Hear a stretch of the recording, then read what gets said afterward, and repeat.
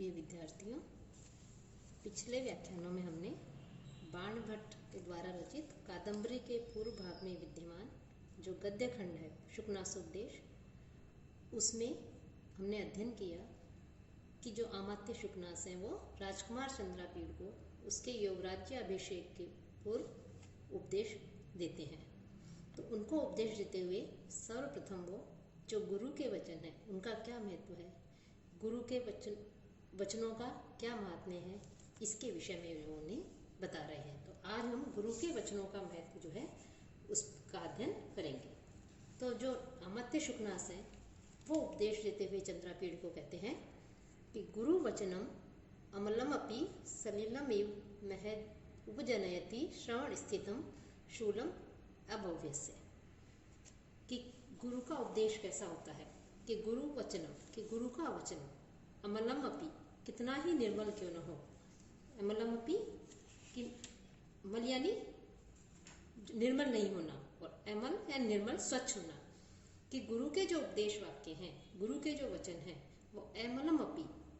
स्वच्छ होने पर भी, कितने ही निर्मल क्यों न हो, कितने ही स्वच्छ क्यों न हो, कितने ही लाभदायक क्यों न हो, वो भी जो है सलिलमी, जल के समान, महद उपजनयति, अत्यधिक पीड़ा को, कष्ट को उत्पन्न करते हैं। किसमें? श्रवण स्थितम, कि कान में उपस्थित, कि कान में गिरे हुए, कर्ण में स्थित जो जल होता है उस जल के समान, शूलम, वो जल जो है वो उस शूल के समान, शूलम अभव्यस्य, जो शूल है उस शूल को अर्थात पीड़ा को जो है उत्पन्न करते हैं।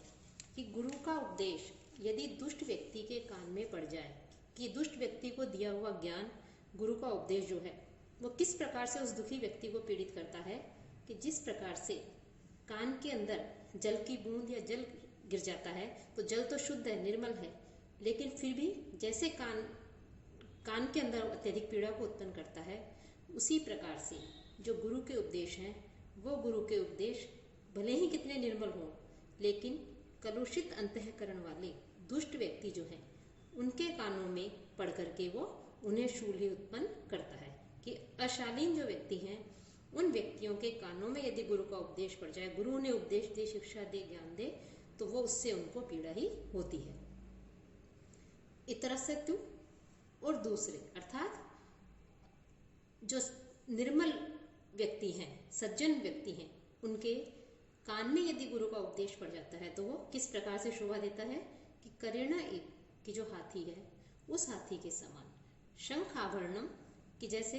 हाथी के जो शंखमयी जो आभूषण है वो आभूषण जो है आनंद शोभा समुदय, कि आनंद शोभा की मुख की शोभा को अधिकतरम उपजनयति, अत्यधिक उत्पन्न करते हैं। कि जैसे हाथी होता है उस हाथी के सौंदर्य को बढ़ाने के लिए हाथी जो कोई ऊपर शंखों के आभूषणों को पहना दिया जाता है, शंखों के आभूषण अपने सौंदर्य से हाथी के जो सौंदर्य है उस सौंदर्य के उसके मुख की शोभा को बढ़ाते ही हैं। उसी प्रकार से जब शिष्ट व्यक्ति के कान में या जो सज्जन व्यक्ति है उस सज्जन व्यक्ति के कान में जब गुरु का उपदेश पड़ता है, गुरु के उपदेशों को जब वो सुनता है तो वो गुरु का उपदेश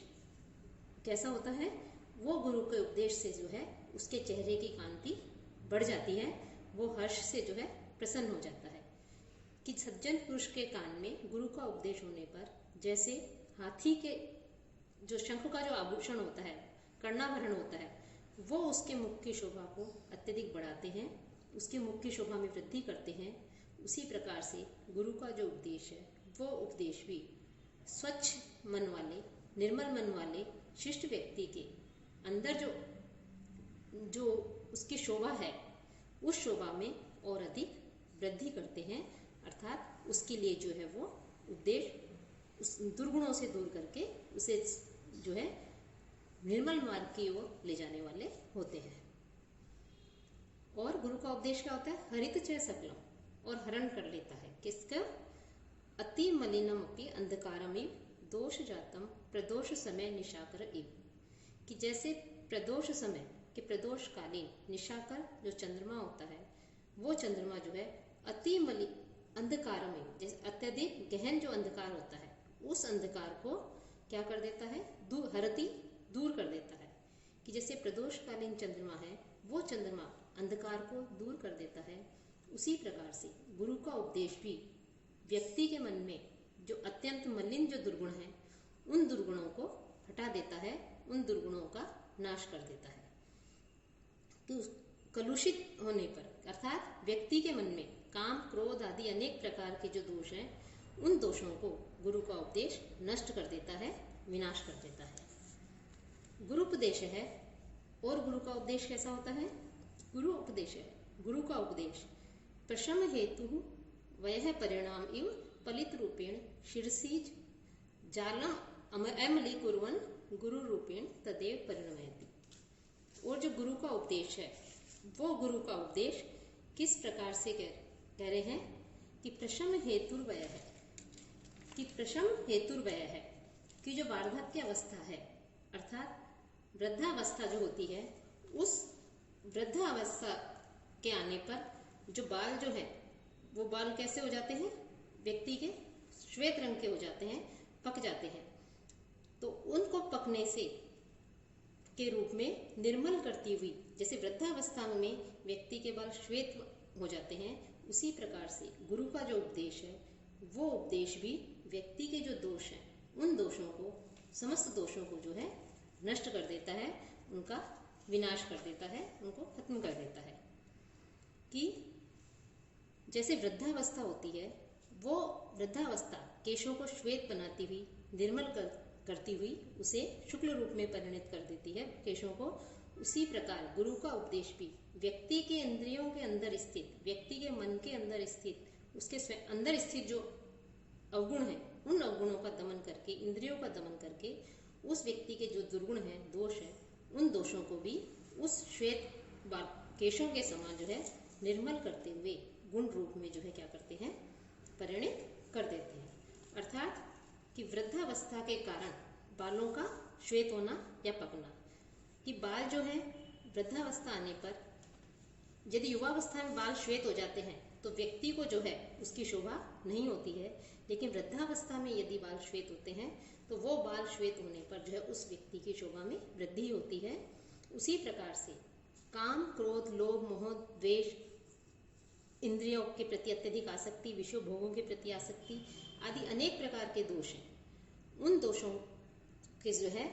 कौन दूर करता है कि गुरु का उपदेश जो है उन दोषों को भी गुणों के रूप में परिवर्तित कर देता है।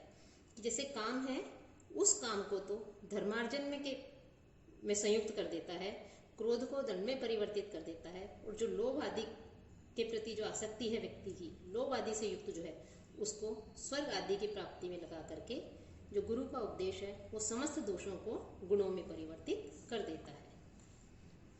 फिर जो शुकनास है वो कहते हैं कि अयमेव च अनास्वादित विषय रसस्य ते काल उपदेशस्य, कि अयमेव यही वो समय है, किसका समय है, तुम्हें उपदेश देने का, कि तुम्हें उपदेश देने का यही उचित समय है, क्योंकि तुमने अभी तक जो है विषयों का उपभोग या अनुभव नहीं किया है, कि विषयों का उपभोग या अनुभव नहीं करने के कारण तुम्हें उपदेश देने का यही उचित समय है। क्योंकि कुसुम शर प्रहार जर्जरिते ही, कुसुम शर प्रहार के कामदेव के बाणों से आघात से, कामदेव के बाणों के आघात से जर्जर हुए जो हृदय है, उस हृदय में जलमेव कि जल के समान ही गलती उपदिष्टम कि जो उपदेश है वो उपदेश जो है नष्ट हो जाते हैं। कि जिस प्रकार से कोई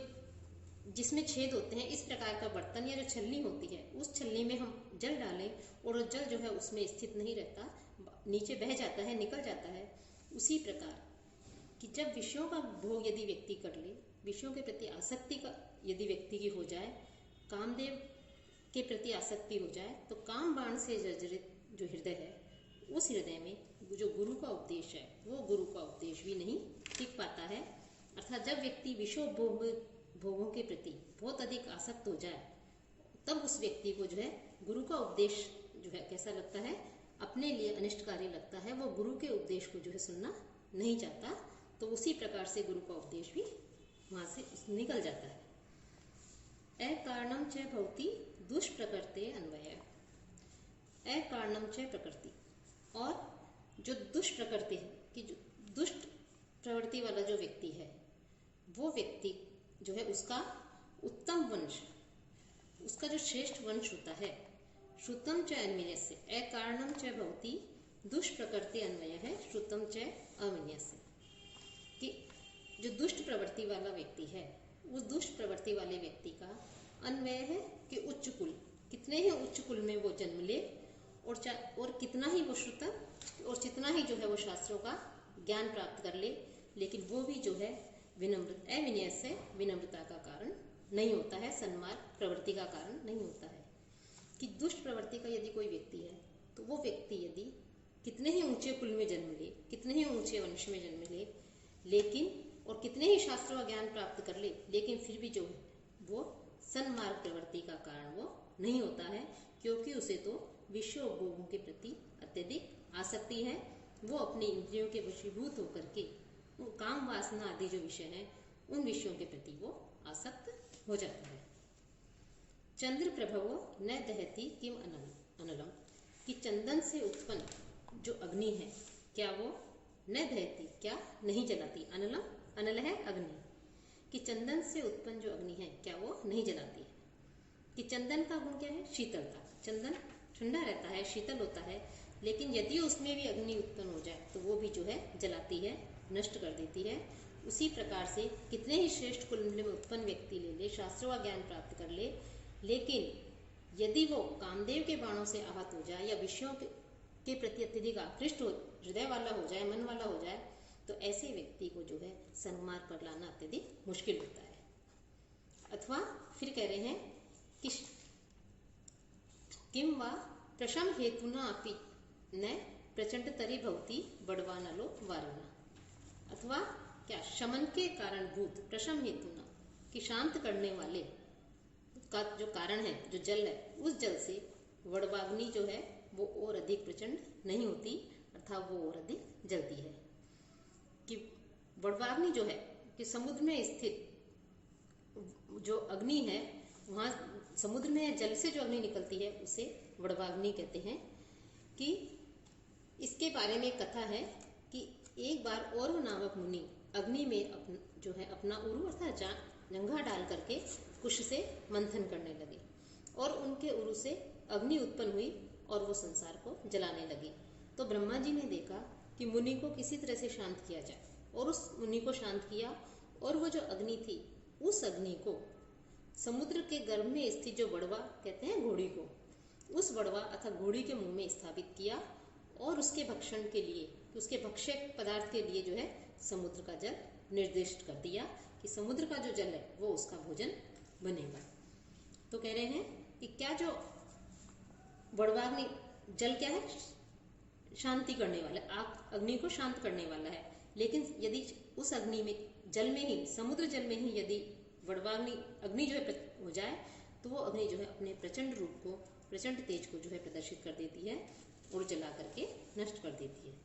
इस शांति कारक जल से भी जो है, जो वड़वाग्नि है, जो अग्नि को शांत करने का कारण है जल, लेकिन वो जल से भी जो है वो अग्नि शांत नहीं होती, बल्कि और भभकती है और भड़क उठती है। कि सामान्य रूप से तो हम देखते हैं कि अग्नि को शांत करने का एक विशिष्ट साधन क्या देखते हैं, जल। कहीं अग्नि प्रज्वलित होती है तो हम जल ला करके उस अग्नि को शांत कर सकते हैं, लेकिन समुद्र के अंदर जो अग्नि प्रज्वलित होती है, जो वड़वाग्नि है, उस वड़वाग्नि को, उस अग्नि को जल जो है और अधिक प्रचंड बना देता है। उसी प्रकार से श्रेष्ठ ज्ञान, उत्तम शिक्षा स्वाभाविक रूप से तो विनय को, विनम्रता को प्रदान करने वाली होती है, लेकिन दुष्ट प्रवृत्ति वाले जो व्यक्ति हैं वो दुष्ट प्रवृत्ति वाले व्यक्ति को तो है किसी भी प्रकार से विनम्र नहीं बना सकती। फिर इसके आगे जो है, जो शुकनास है, चंद्रापीड़ को और उपदेश देते हुए आगे कहते हैं कि गुरुपदेश है, कि गुरुजन के जो उपदेश है, गुरु के जो वचन हैं वो कैसे हैं। गुरुपदेशश्च नाम पुरुषाणाम अखिलम प्रक्षालनम शमम अजल स्नानम। कि गुरु का जो उपदेश है वो क्या है, वस्तुतः है पुरुषाणाम, मनुष्यों के लिए, पुरुषों के लिए क्या है, अजल स्नानम, बिना जल का स्नान है। कि जो गुरु का उपदेश है,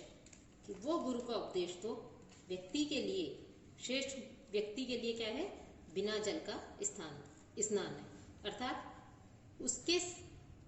अंदर स्थित जो अनेक प्रकार के मल हैं, जो मोह माया है, दुर्गुण है, उन दुर्गुणों को धोने में समर्थ है वो गुरु का उपदेश।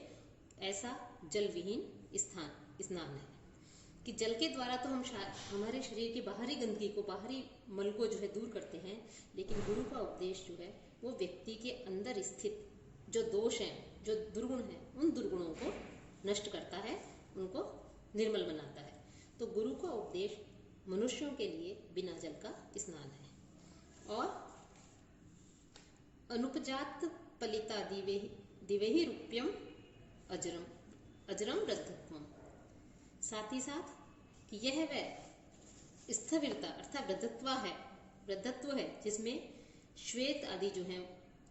वो केश नहीं होते हैं। कि वृद्धावस्था में तो सामान्य रूप से जो केश हैं वो श्वेत हो जाते हैं, लेकिन गुरु का उपदेश तो वो जो है वार्धक्य है, वृद्धावस्था है, अजर है, वृद्धत्व है कि जिसमें कोई शारीरिक विकार नहीं होता, अर्थात जिसमें कोई वृद्धावस्था नहीं होती। कि सामान्य रूप से तो वृद्धावस्था आने पर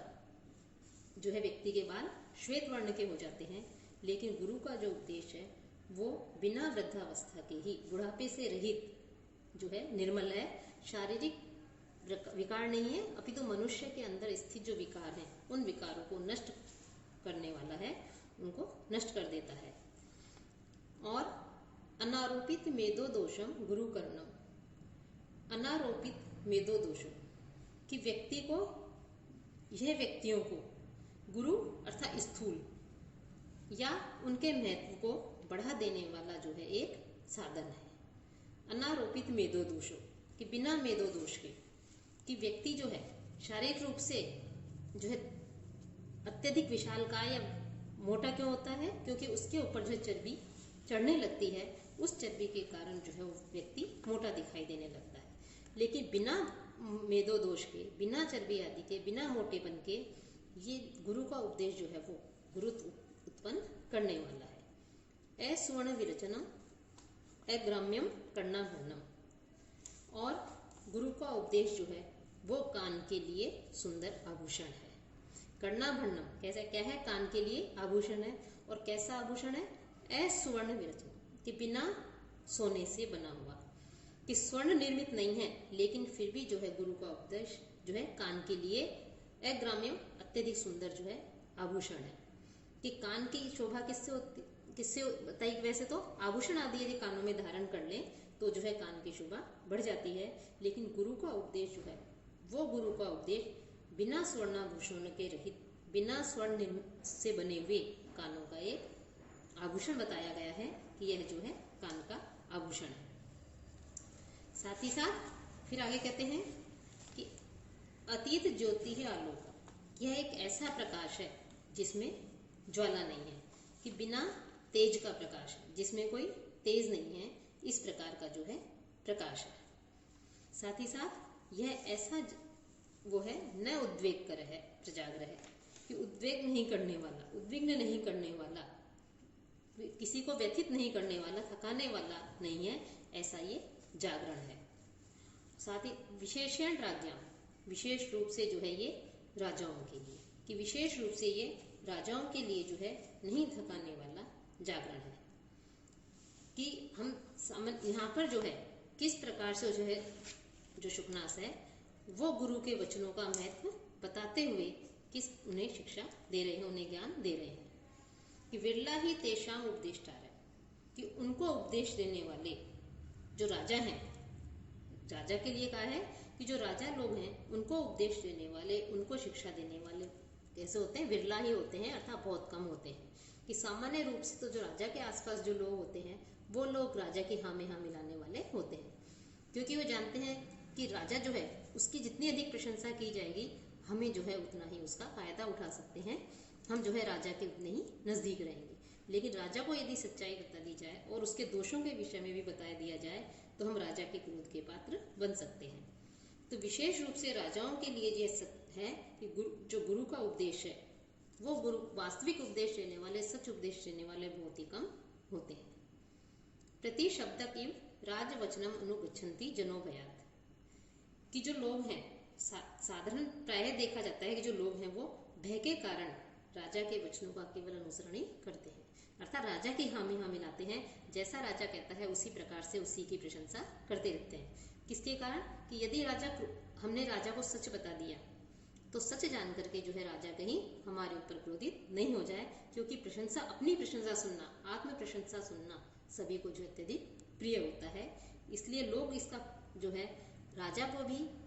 उसी की प्रशंसा करते रहते हैं, चाहे वो सही करे या गलत करे, लेकिन राजा की प्रशंसा करके उसके वचनों का केवल अनुसरण ही करते हैं। उद्दाम दर्पश्वस्य स्थगित श्रवण विवरश्च उपदिश्यमानमपि तेन शृण्वन्ति।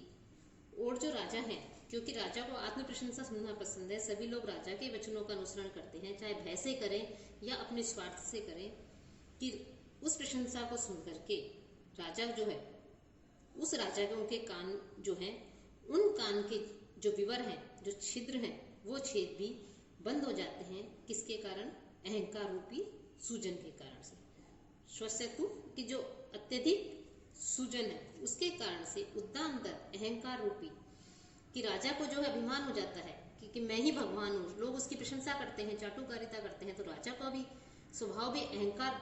से युक्त हो जाता है। और उस अहंकार के कारण राजा को यदि उसकी भलाई के लिए, उसके अच्छे के लिए, प्रजा के हित के लिए, राज्य हित के लिए यदि उसे कुछ उपदेश दिया जाए, शिक्षा दी जाए,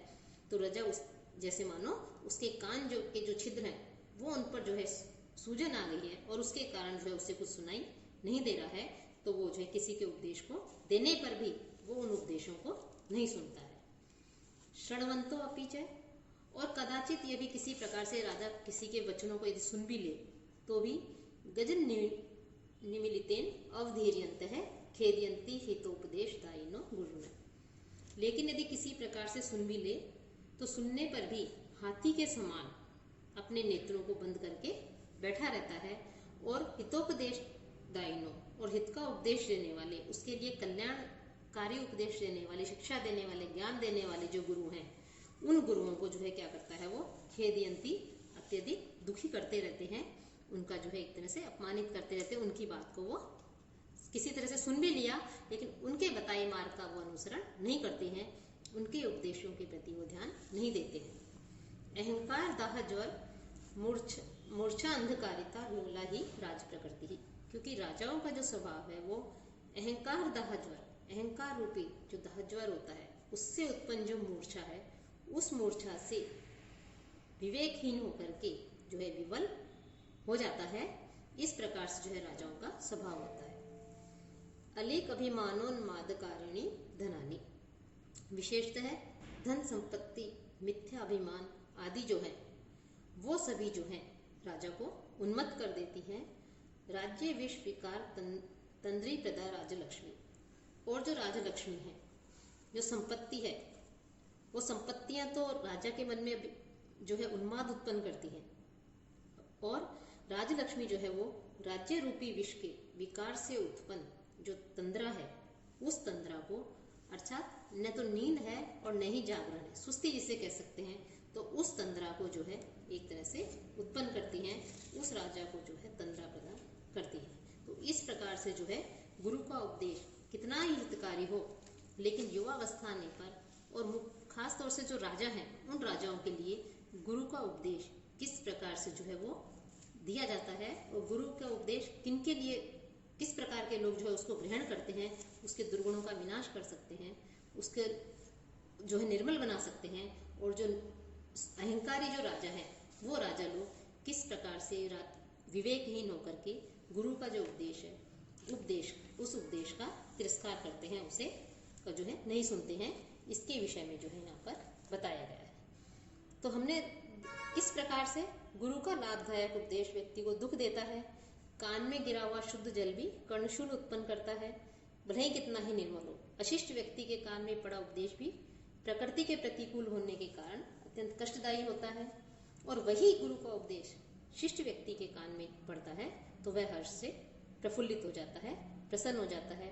और जैसे प्रदोषकालीन चंद्रमा अंधकार को दूर कर देता है, वैसे ही गुरु का उपदेश भी व्यक्ति के मन में स्थित जो मलिन जो दुर्गुण है, उन दुर्गुणों का नाश कर देता है। इसलिए जो शुकनास हैं वो चंद्रापीड़ को कहते हैं कि तुम्हें जो है यह उचित अवसर है उपदेश देने का, क्योंकि तुमने अभी तक विषय उपभोगों का स्वादन नहीं चखा है। कि जिसने जो विषयों के प्रति आसक्त हो गया, ऐसे व्यक्ति को उपदेश देना उसी प्रकार से व्यर्थ होता है कि जिसमें बहुत सारे छिद्र हों, ऐसे पात्र में यदि जल डाला जाए तो जल उसमें नहीं रुक सकता। उसी प्रकार कामदेव के बाणों से जो है व्यक्ति का हृदय यदि आकर्षित हो जाता है, छलनी हो जाता है, तो ऐसे उसके हृदय से भी गुरु के उपदेश का कोई असर नहीं होता है, वो गुरु के उपदेशों को नहीं सुनता है। और जिस व्यक्ति का स्वभाव ही जो है दुष्ट प्रवृत्ति वाला है, तो भले ही कितने उच्च कुल में जन्म क्यों नहीं ले, उस व्यक्ति को जो है कितने ही उच्च प्रकार की शिक्षा क्यों नहीं प्राप्त कर ले, लेकिन फिर भी जो है वो अपने स्वभाव को नहीं छोड़ता, क्योंकि स्वभाव दुरति क्रमः है, अर्थात स्वभाव परिवर्तन, स्वभाव को आसानी से नहीं बदला जा सकता है। और श्रेष्ठ कुल में उत्पन्न व्यक्ति भी अविनीत हो सकता है। और इसका समर्थन देते हुए जो शुकनास है वो एक उदाहरण प्रस्तुत किया है उन्होंने कि जैसे चंदन है, वो चंदन का गुण है शीतलता, लेकिन यदि उस चंदन में अग्नि उत्पन्न हो जाए तो वो अग्नि भी जो है जला करके नष्ट कर देती है। फिर तो अग्नि तो अग्नि है, चाहे वो चंदन के वृक्ष से ही उत्पन्न क्यों न हो, क्योंकि जलाना, उस अग्नि का जो गुण क्या है, जलाना है। इसी प्रकार उच्च कुल में उत्पन्न होना भी जो है विनय का कारण नहीं हो सकता। और साथ ही साथ वो ये कहते हैं कि गुरु के वचन जो हैं वो हित की ओर ले जाने वाले हैं, हित की ओर प्रवृत्त करने वाले हैं, अहित की ओर से निवृत्त करने वाले हैं, व्यक्ति के समस्त बुराइयों को, दोषों को दूर करने वाले हैं। और यह जो है ऐसा प्रकाश पुंज है गुरु का उपदेश, जो व्यक्ति को जो है प्रकाश की ओर, श्रेष्ठ मार्ग की ओर ले जाता है। तो राजा लोग जो हैं, उन राजाओं को जो है यह गुरु का उपदेश देना आवश्यक है, क्योंकि सामान्यतः जो राजा हैं वो गुरुजनों के उपदेश का तिरस्कार करते हैं। किसके कारण? अभिमान के वशीभूत होकर के, अभिमानी होकर के गुरु के उपदेश को वो नहीं सुनते हैं। और वो जो है जब गुरु का उपदेश नहीं सुनेंगे तो गुरु का उपदेश नहीं सुनने पर जो है अनेक प्रकार के अनर्थ उत्पन्न होते हैं, अनेक प्रकार के राज्य में जो है कष्ट उत्पन्न होते हैं। प्रजा जो है उसमें प्रजा दुखी रहती है और प्रजा के जो है अहित होता है। तो गुरु का उपदेश वास्तव में क्या है, बिना ज्योति के ही प्रकाश देने वाला है, बिना जो है चर्बी के ही गुरुत्व होना, गुरुत्व का साधन है। और गुरु का उपदेश शांति देने वाला, सद्विवेक देने वाला, सन्मार्ग पर ले जाने वाला है। तो इस प्रकार से यहाँ पर शुकनास जो है गुरु के उपदेश की महिमा के विषय में उन्होंने यहाँ पर उसको चंद्रापीड़ को जो है शिक्षा दे रहे हैं, ज्ञान दे रहे हैं। अगले व्याख्यान में हम लक्ष्मी के विषय में जब वो शिक्षा देंगे तो उसके विषय में हम अध्ययन करेंगे।